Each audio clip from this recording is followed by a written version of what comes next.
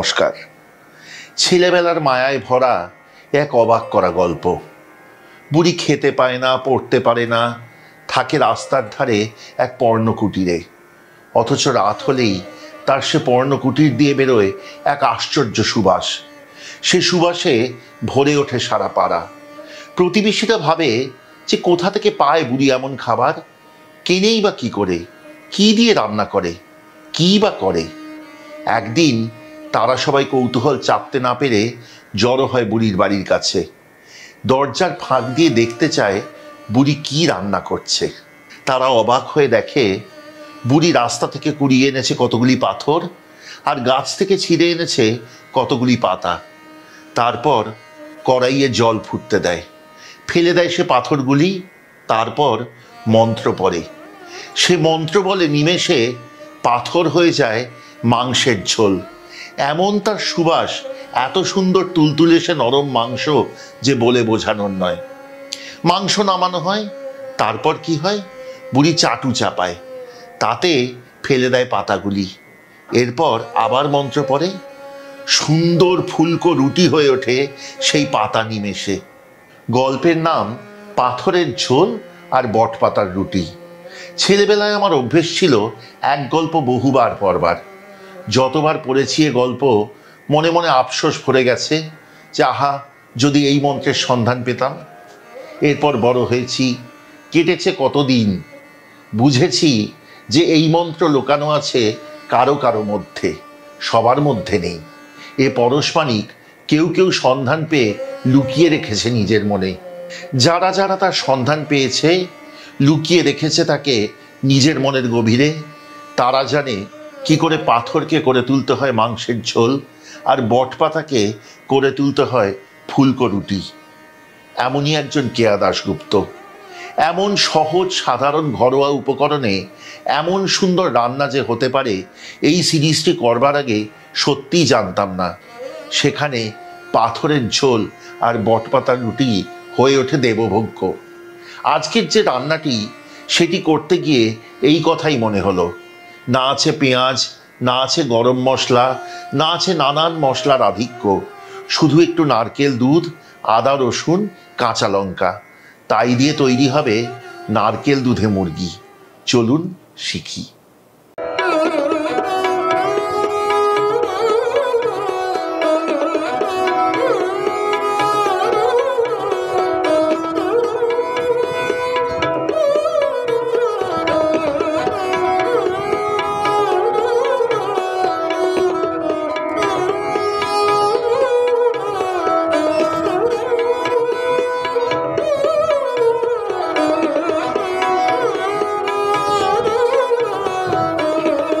এই রান্নাটি কিন্তু একেবারে অভিনব উপায় করা হয়। প্রথমে কড়াই বসিয়ে তাতে ঢেলে দিন 1.5 কাপ পরিমাণ জল। এবার তাতে একে একে দিয়ে দিন 1/2 টেবিল চামচ পরিমাণ রসুন বাটা, 1/2 টেবিল চামচ পরিমাণ আদা বাটা, 1 চা চামচ পরিমাণ হলুদ গুঁড়ো ও অল্প পরিমাণ নুন। ভালো করে সবকটি উপকরণ মিশিয়ে নিন আগে। রান্নাটি ফুটে ওঠা অবধি অপেক্ষা করুন। রান্নাটি ফুটতে আরম্ভ করেছে। এবার এতে দিয়ে দিন হাড় ছাড়া ছোট টুকরো করে কাটা 500 গ্রাম মুরগির মাংস। ভালো করে মিশিয়ে রান্নাটি সিদ্ধ হতে দিন পরবর্তী 5 থেকে 7 মিনিট। যতক্ষণ রান্নাটি সেদ্ধ হচ্ছে আপনাদেরকে বলি দুটি কথা। প্রথমত, এই রান্নাটি করতে গিয়ে মনে পড়ল, প্রায় বছর 3 আগে আমাদের চ্যানেলে এনেছিলাম আরেকটি অনবদ্য রান্না, রেণুকা দেবীর মেথি শাক দিয়ে নারকেল দুধে মুরগি। যদি দেখে থাকেন তাহলে ভালো, না দেখলে ডেসক্রিপশনে রাখা রইল সেই রান্নাটির লিঙ্ক। অবশ্যই দেখবেন এবং করবেন সেই রান্নাটিও। এই রান্নাটির সাথে কিন্তু তার কোনো মিল নেই। দুটিই সুন্দর এবং দুটিই খুব পরিতৃপ্তি করে খাওয়ার মতো। দ্বিতীয়ত, আবারও বলি, আমাদের চ্যানেলটি তো কেবলমাত্র রান্নার নয়, রান্নার সাথে সম্পৃক্ত যে গল্প, সেই গল্পগুলিরও। আমাদের চ্যানেলের এক একটি পর্ব দেখে খালি ভারতবর্ষ নয়, পৃথিবীর নানান প্রান্ত থেকে বহু মানুষ যোগাযোগ করেন আমাদের, বলতে চান তাদের পারিবারিক খাবারের কথা, সেই সব রেসিপি, তাদের সেই সব নিয়ে জীবনের গল্প, আমরা সেসব শুনতে উদ্গ্রীব হয়ে বসে থাকি।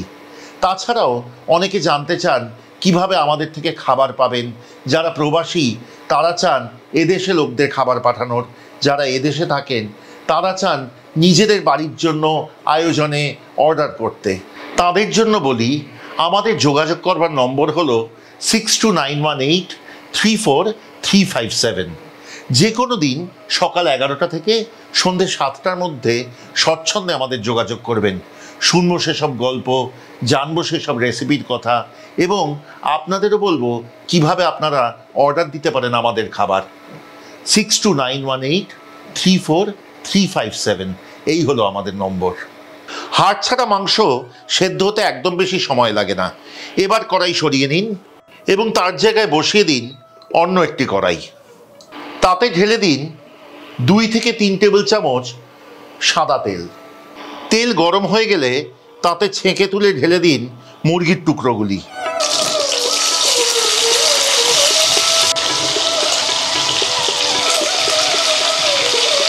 হালকা করে ভেজে নিন মুরগি।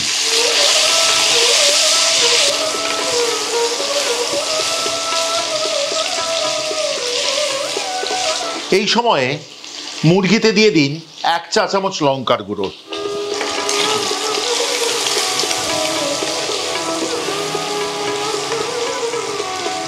মুরগির টুকরোয় রং ধরেছে, এবার এতে দিয়ে দিন 1.5 কাপ পরিমাণ নারকেলের দুধ।